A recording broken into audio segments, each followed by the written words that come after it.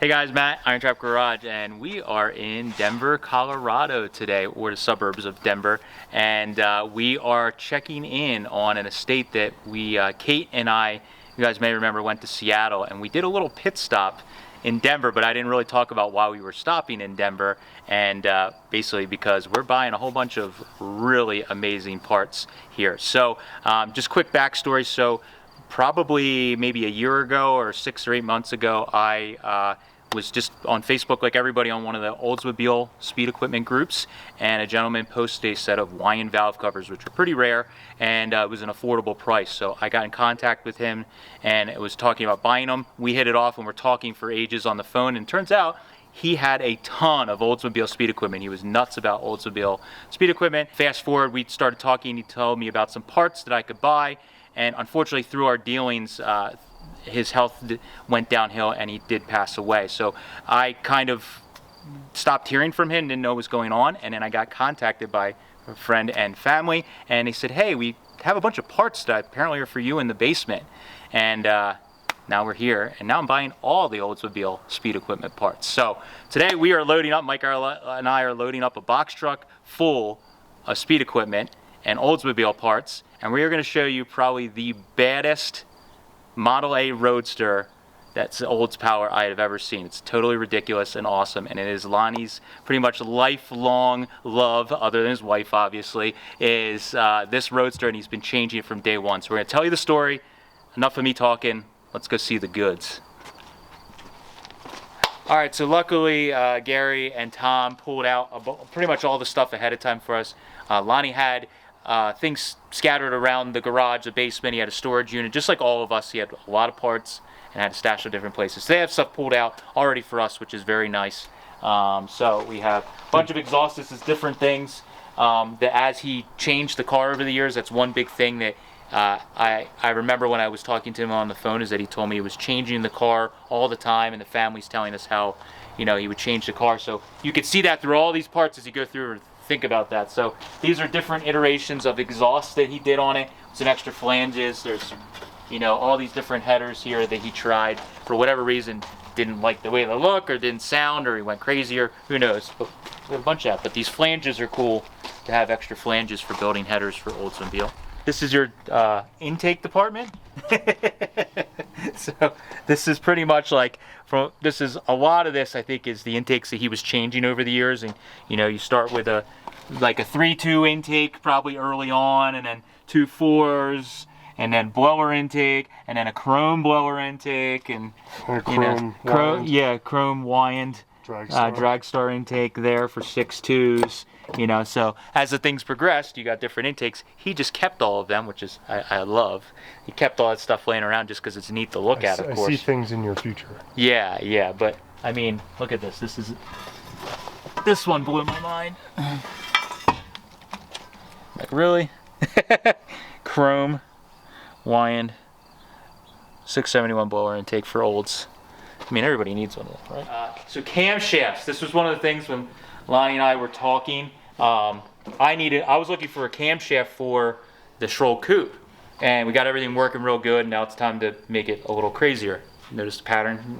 All of us do this. So he had pretty much every camshaft that he tried through the years, and it goes from, I remember when we first talked, he had a hydraulic lifter cam that he said he put in when he first built the car.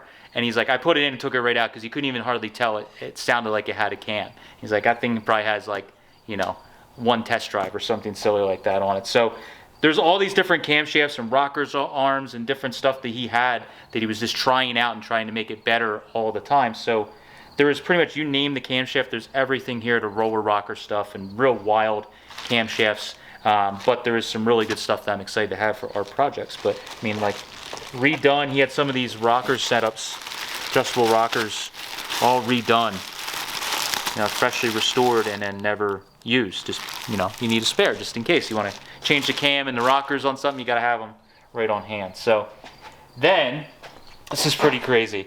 Every fuel block you can think of, all the way up to 8.2s. There's one somewhere in here, I think that was the, but yeah, just fuel blocks, fuel rails, all this, everyone you can think of. Starter changeovers for putting the Olds starter on the other side. This one, of course, I mean, why wouldn't you have a chromed one? And then there's another one there. Lots of smalls, of course, more fuel blocks. Oh, a whole coffee can of fuel blocks. Coffee can of fuel blocks, scoops, all kinds of stuff. More valve covers. Under the table. And then there's some chrome backing plates, which I guess were ones he changed out. I mean, a lot of this stuff is really nice and it's like painted, but he probably found a better set or changed something a little different. Set of, I believe these are aluminum halibrands that he had polished that may have been on the car. Oh boy, they may have been on the car. And you guys found these back here in the shed. You didn't even know he had them, right? So these are, oh God, try not to hurt myself, set of magnesium halibrands that somebody started to polish or smooth. Depending on your taste of halibrands, you may or may not like that. But still cool, original magnesium halibrands that he had stashed away for a rainy day. I mean, I know how that feels. So Offenhauser valve covers, there's parts, there's a LaSalle trans, just what I need, another LaSalle trans. We have, what did we just go through then? We have like 20, 25. Another side shift. Yeah, lots more LaSalles. And again, more valve covers, camshafts everywhere. These are cool. These are the dimpled valve covers for Olds that I believe the rumor is that the Oldsmobile produced some of these and then Iski was selling them. I don't know if they were leftover stock that he had got, but you could see in the old magazines he was advertising chrome dimpled valve covers. You need these for when you're putting adjustable rocker arms on an Oldsmobile. It is cool to see a set of these. The chrome was not that great on them, and the chrome is actually still okay on these. So I think he might have had this on the car at some point because he said he had the angle cam set up in it. So that might have been one of the versions. Pretty rare set of Weiand valve covers. Actually, the first thing I bought from Lonnie was a set of these, and I can tell you that he sold me the worst set because this is way nicer. And that's why he didn't tell me about this set, because this set's nice. The set he sold me is they're still really nice, but they're not this nice. That's funny. And so we got those. There's a couple of, there's a 471 6 carb top for 671 blower. 4.2. 2 4s there. Some Spalding flamethrowers. We got some of these in Seattle, so now we're also cornering the market on those. No, we got to get rid of some of them, but some brown caps for the Vertex magnetos in there. And these were one of the things that I really wanted. These are pretty rare. Gotha offered these smooth valve covers that you could buy as a package with the Gotha rockers, and it seems like a lot of people bought the rocker arms, the adjustable rockers, but not a lot of people bought the valve covers. You rarely ever see these, and when you do, a lot of times they're broken and they're damaged. So Lonnie had these polished, and he put these breathers on them, and then he had them polished and never used them when we were talking about them. So this was one of the things I was working on purchasing from him, because I do not have a set. I've never had a chance to buy a set. They're quite rare. And you now own a set. Now own a set. I'm very excited to have these. So these are not for sale. Don't even think about it. And there's some other stuff, engines, blocks over there, laying around, a hydro stick. Looks like there's cranks that might have been turned. This here is what was on. This is what was on the car last, right, with the 8.2s. So he found an 8.2 671 blower top, which has to be pretty hard to find. And this is what he was running with the 8.2s in the photos. And it had to be absolutely ridiculous. He's a magician to even make it run with 8 Strombergs. All that linkage. I don't understand that. I mean, even just 6.2s is absolutely ridiculous. So he got it working really well, which is awesome. And then finally, the last thing that I would not leave without, I had to almost fist fight Gary to get this, because I came to look at all this stuff, and Tom and I had talked on the phone ahead of time. He told me that this item was here, but we didn't really talk about if it was for sale or not. In my head, it was for sale. So I got here and started talking, and Gary said, "Nah, that thing, that's not for sale. We're keeping that." And then as we got talking, and I was very excited, as I usually am about this stuff, we ended up working it out, and I now have a beautiful, the spare blower engine that was in Lonnie's Roadster. So The story you guys have filled me in the background here. He got in a small accident where a motorcycle ran into the car. Is that correct? Yes. Yes, it is. Yeah. So, like any respectable hot rodder, he needed to basically replace the grill and do some, cosmetic work, so to speak. Let's just call it that. So why wouldn't you just pull your perfectly good chromed out, 471 blown Olds engine and put a Ross Racing 671 ridiculous A2s, practically a top fuel engine. You have to spend the insurance money somehow. Yeah. So probably Haggerty or whoever the insurance company was partially paid for that. But it does have a nice new grill. It's all fixed, but now it has the most badass Oldsmobile engine or blown Olds engine. So I saw this and this is why I was coming, because this is like the dream for anybody that's into old stuff, and like everything we're doing, you're trying to collect and work your way up like Lonnie did over the years. And I'm just fortunate that we're able to, get and buy some of these estates and buy something like this that's basically a lifetime, of collecting. And he had it in the car. We're just lucky enough that he was a maniac and put something even crazier than this, because this is like this is like the dream for any hot rodder to even have this engine. So to go one up yourself with that, it's crazy. So, but this is, I believe we didn't look into it, but it's a 324. 324. Yes. Yeah, it's got 10 heads on it. So it's 324 with the later heads, the good heads, and obviously has the baby blower on it. Krager. The Krager drive kit on it. I mean, this thing literally has like everything I could want. Literally the only thing that I probably would change myself is, instead of an alternator, run a generator. But And the Hollies. I don't know, it probably ran pretty well. So That's true.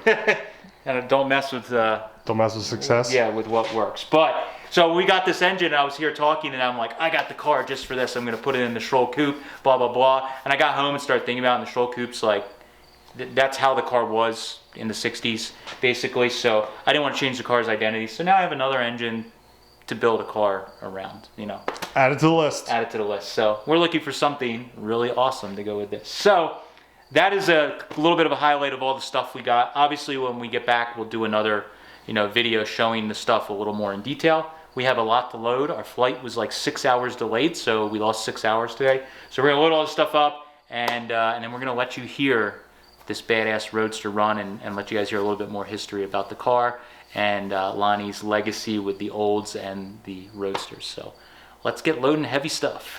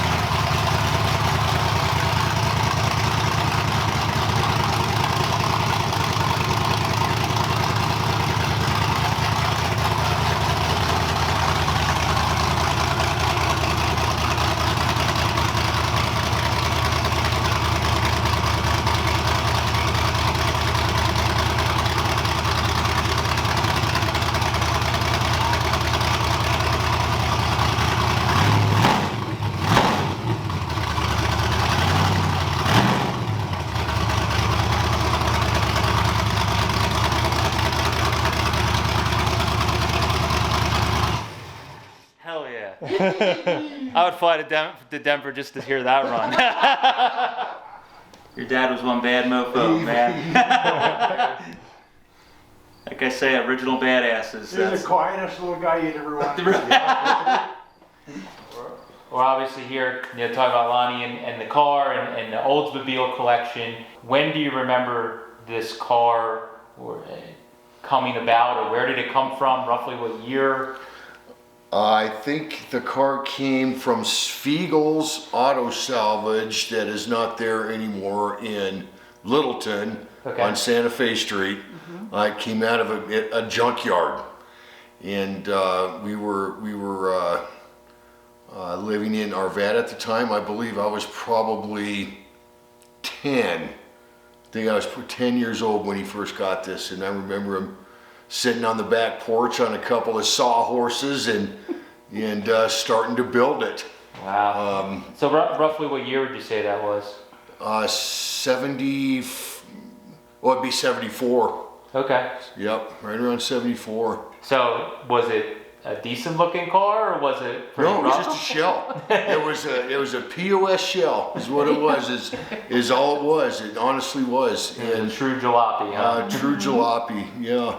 Now, was the plan, like, did he have hot rods before this, or was it just his dream to always build a Roadster? Like, No, because his father worked in an Oldsmobile shop in California. Yep, and that's where he got his passion for Oldsmobile. oh, see, that I was wondering that where the old obsession came from. He talked about stories about riding his bicycle up and down the dock ramps at the Oldsmobile plant, and that's where he got his passion for Oldsmobile, and it just exploded from there. Yeah, obviously. Yeah.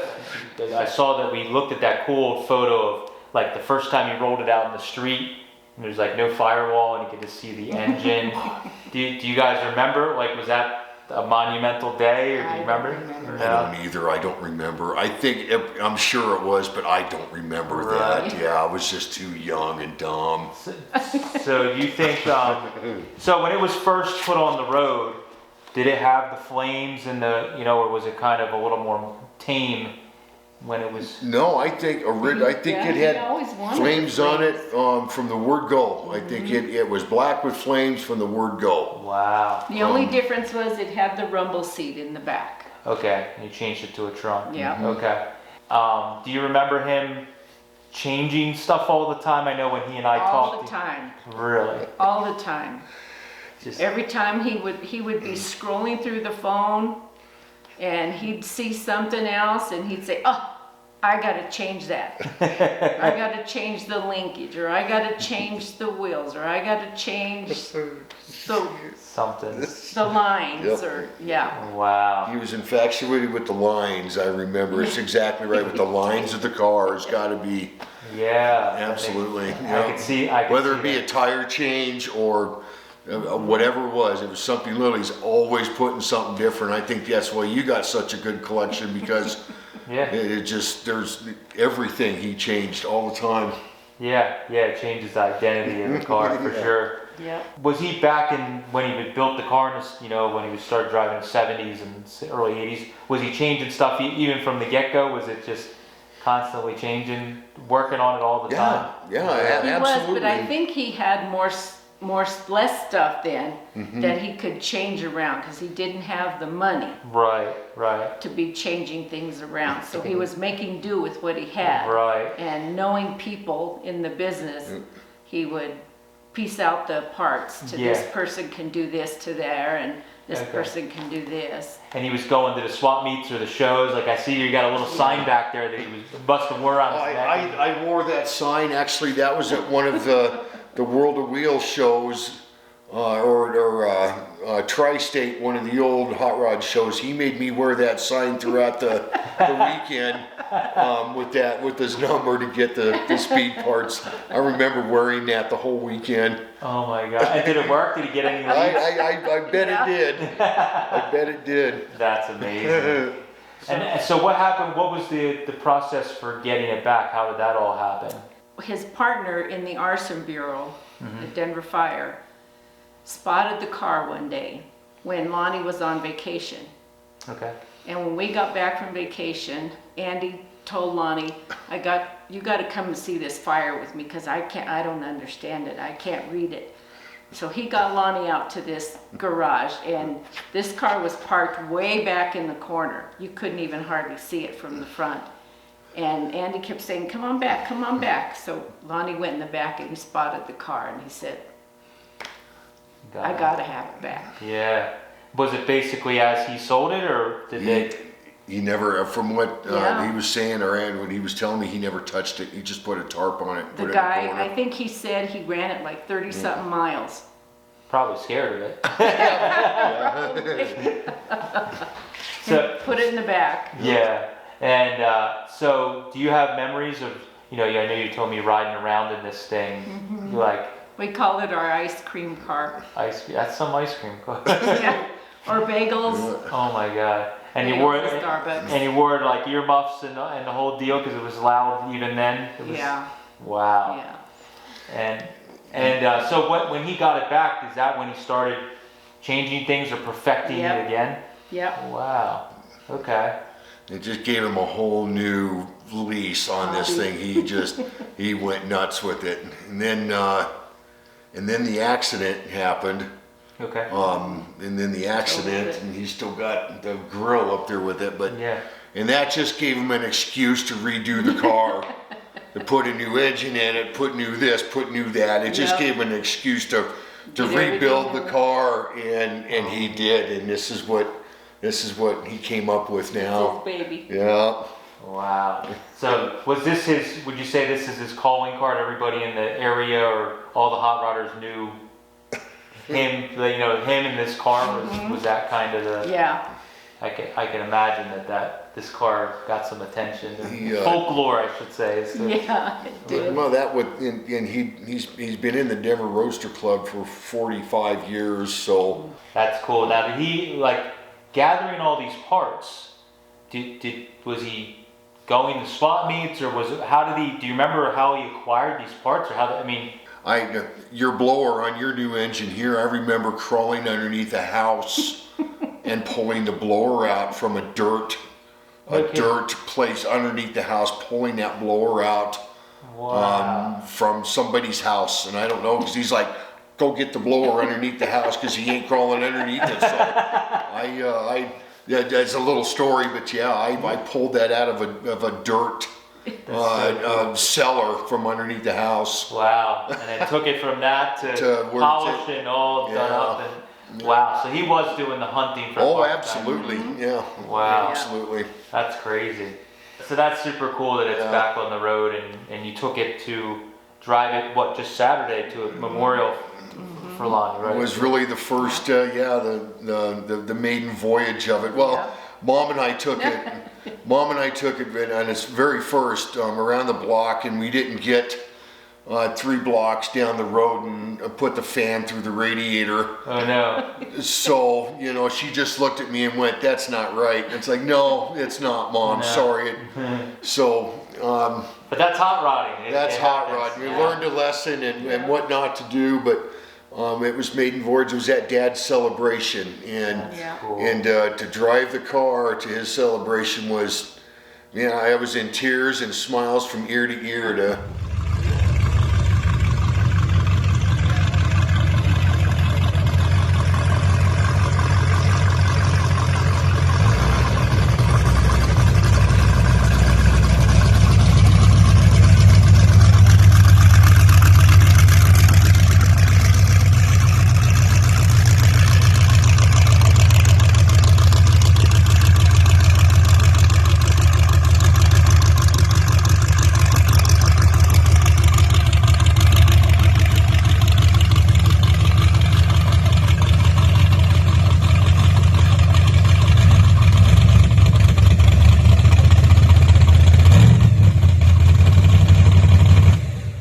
To have the car going for that event. So he was looking down on us that day, no doubt about it. Yeah. He could hear it. Oh, yeah. You could hear it. Yes, indeed. You hear it. Ooh. That That's sounds right. familiar. Yeah. So with the decision of, myself getting involved in buying the parts, you guys, we kind of spoke about it. The car is what, you had all these neat extra parts, but you guys kind of talked about the car is what he loved and what he was known by. So I think you guys made the right decision. Keeping the car and on the road, because a pile of parts and an extra engine, it isn't. Absolutely. So, Yeah, that's why I know it's going to the right people and right guy to do the right stuff with. And we knew that as soon as we met you and seen what you've done, and feel really comfortable with it, and I can't wait to see what you do with that. Yeah, and I think that's why Lonnie and I, when we just a little bit, we talked on the phone, we hit it off because it was like Kate always says you talk a different language because as soon as you get, and we're talking Olds engines, and he's like, oh, you could tell. Oh, here we go. You loosened up a little bit. This guy knows what he's talking about. So I think that's important that the stuff gets appreciated. Yeah. So I appreciate you guys letting me come and buy this stuff and here in the car and everything. It's been awesome. Absolutely, it's been a pleasure meeting you too, and it really has. Thank you very much. Yeah, I can't wait to see this thing Thank you cruising for around. giving a good home. Yeah. Yes. Well, that's the goal of this stuff. Get it on cars and get it used and and out in the world again. So cars like this can be driving. That's right. Thank you guys. I appreciate it. You bet. Awesome. Thank you.